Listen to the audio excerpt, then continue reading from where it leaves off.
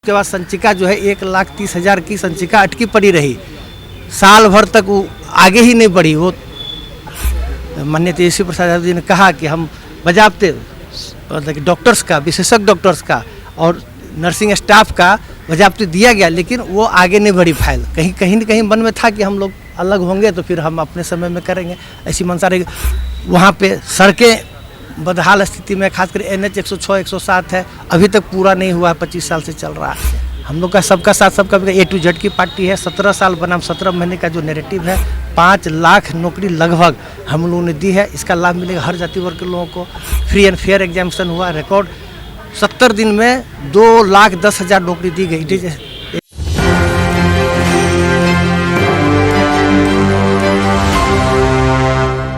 नमस्कार, मेरा नाम सदन देख रहे हैं एक न्यूज़ 24। महागठबंधन में देर रात सूची जारी कर दी गई है। 22 सूची जारी की है, जिसमें मधेपुरा से प्रोफेसर कुमार चंद्रदीप को प्रत्याशी बनाया गया है। पहले तो आपको बहुत बहुत बधाई प्रत्याशी बनाने पर। धन्यवाद। कैसा लग रहा है कि महागठबंधन के प्रत्याशी बनाए गए हैं आपको? नहीं, ये मेरे लिए गौरव की बात है। ये मेरे लिए ऐतिहासिक क्षण है कि दल ने मुझ पर, एक साधारण कार्यकर्ता हूँ मैं, दल का सिपाही हूँ, उस पर विश्वास किया, भरोसा जताया। और मैं आदरणीय राष्ट्रीय अध्यक्ष महोदय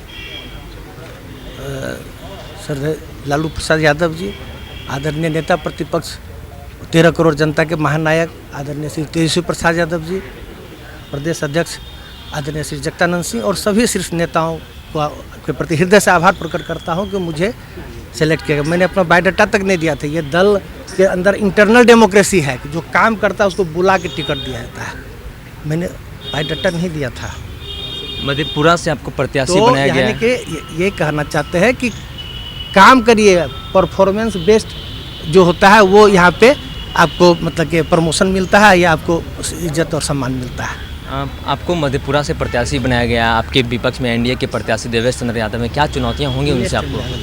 नहीं, कोई चुनौती नहीं है। चुनौती नहीं है। मैं इसको चुनौती के रूप में देखता ही नहीं, मैं अवसर के रूप में देखता हूँ। और मेरे पास स्वर्णिम अवसर है नया इतिहास गढ़ने का, नया बिहान मतलब कि रचने का और विकास की मीनार खड़ी करने का। मधेपुरा जो वहाँ शोषित पीड़ित जनता है, वहाँ हर मुद्दे पे मतलब कि वो लोग परेशान है। स्वास्थ्य के क्षेत्र में आप बोले, वहाँ पे मेडिकल कॉलेज है लेकिन पर्याप्त संसाधन नहीं है, न विशेषज्ञ चिकित्सक हैं, न फिर वेंटिलेटर है तो उसको चलाने वाले नहीं है। मेरे पिताजी डॉक्टर रवि सांसद थे, कोरोना हुआ, उनको वहाँ हॉस्पिटलाइज किए। डॉक्टर भूपेंद्र राम वहाँ पे थे अध्यक्ष, क्या कहते हैं, प्रिंसिपल मेरे पिताजी के स्टूडेंट ही रहे, पर उसे भी कल के यहाँ पे कोई व्यवस्था नहीं है। उसके बाद फिर आदरणीय तेजस्वी प्रसाद यादव गए तो कुछ काम हुआ, लेकिन इनको तो ज़बरदस्ती सत्ता से बाहर कर दिया गया। लेकिन 18 महीने में कुछ विशेषज्ञ डॉक्टरों की भी नियुक्ति उन्होंने की। लेकिन उसके बाद संचिका जो है 1,30,000 की संचिका अटकी पड़ी रही।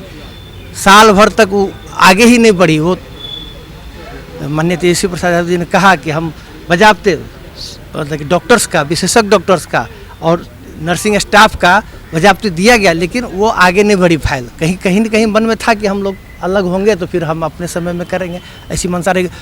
वहाँ पे सड़कें बदहाल स्थिति में, खासकर NH 106 107 है, अभी तक पूरा नहीं हुआ है, 25 साल से चल रहा है। सहरसा में रेल ओवर ब्रिज है, वो अभी तक लंबित है, 25-30 साल से मुद्दा चल रहा है। उसके बाद मधेपुरा सहरसा में ही बैजनाथपुर पेपर मिल है, वो मतलब क्या कहते हैं 25-30 साल से बेकार पड़ा हुआ है। उस संसाधन का सदुपयोग किया जाना चाहिए। वहाँ मक्के की खेती होती है, वहाँ इथेनॉल फैक्ट्री बनाया जा सकता है, बहुत सारे कारखाने का और किया जा सकता है विकास। तो ये जो भी आदरणीय लालू प्रसाद यादव जी यूनिवर्सिटी दिए थे, BN मंडल यूनिवर्सिटी, और उसके संस्थापक कुलपति मेरे पिता स्वर्गीय डॉक्टर रवि ही थे लेकिन आज वो अराजक स्थिति में है। वहाँ पर शिक्षक छात्र कर्मचारी करा रहे हैं, लोग 2-2 3-3 वाला तालाबंदी को देखने वाला नहीं है। तो हर मुद्दे पे यहाँ विफलता है, न सड़क है, न स्वास्थ्य है, शिक्षा की स्थिति गड़बड़ है, भ्रष्टाचार चरम पे है, और ये उपलब्ध ही नहीं रहते हैं। उसमें कुछ एज फैक्टर भी है, उसमें हम नहीं जाना चाहेंगे। तो अच्छा है, पुराने थे अपना काम के लिए, अब जो है लोग बदलाव चाहते हैं और बदलाव की बयार बह रही है, और उस बयार का अंदेशा सब लोगों को है, हमारे विपक्षी पार्टियों को। मैं ऐतिहासिक जीत दर्ज करने जा रहा हूँ। I am going to retain that very seat with thumping majority. एक आखिरी सवाल है, मधेपुरा से आपको प्रत्याशी बनाया गया है, पूर्व में पप्पू यादव वहाँ से सांसद थे, एनडीए की भी प्रत्याशी हैं, सांसद हैं, लेकिन वहाँ मधेपुरा की जो मूलभूत समस्याएं हैं, जैसे ओवरब्रिज की मामला हो, चाहे अस्पताल की मामला हो, ये समस्याएं दूर नहीं हो पा रही है। ऐसा लगता है कि मधेपुरा बिहार में पीछे जिला है। पप्पू यादव जी तो यहाँ कोई अब फैक्टर ही नहीं है, क्योंकि पप्पू यादव जी तो पूर्णिया से चुनाव लड़ रहे हैं, गठबंधन थे, अभी निर्दलीय लड़ रहे हैं, तो अब कांग्रेस क्या निर्णय लेती है वो कांग्रेस के ऊपर है।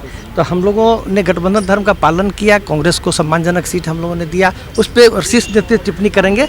उन्होंने कोई ऐसा उल्लेखनीय कार्य नहीं किया। 2 बार मौका मिला और राजद की टिकट पे ही वो जीत के गए थे 2004 में और 2014 में। तो उसके बाद फिर निर्दलीय खड़ा 2019 में जमानत जब्त हुई। तो ऐसी कोई बात नहीं है, वहाँ पे राजद का गढ़ रहा है। सामाजिक न्याय की जर्मिनेशन ऑफ सोशल जस्टिस है। बीपी मंडल साहब जो मंडल कमीशन के चेयरमैन थे, जो उसके, और अब मैं कहना चाहूँगा 1931 के बाद यहाँ जातीय जनगणना नहीं हुई। आरजेडी के प्रस्ताव माननीय नेता प्रतिपक्ष के रूप में तेजस्वी प्रसाद यादव ने प्रस्ताव दिया और उसको माननीय मुख्यमंत्री नीतीश कुमार जी ने माना और सभी सर्वदलीय दल का ये हुआ, लेकिन उसमें फिर अरंगा भी डालने की कोशिश हुई। तो लेकिन उसके बावजूद जातीय गणना हुई और लोगों को लाभ मिल रहा है। आज 93 लाख लोगों को आर्थिक सहायता दी जा रही है जो बीपीएल श्रेणी में है, या और भी जो 60% से 75% आरक्षण का दायरा बढ़ाया गया, वो आपको क्या कहते हैं मील का पत्थर है, माइलस्टोन है, ऐतिहासिक उपलब्धि है। बिहार के किसी भी स्टेट में ये नहीं हुआ, अब ये नज़ीर है।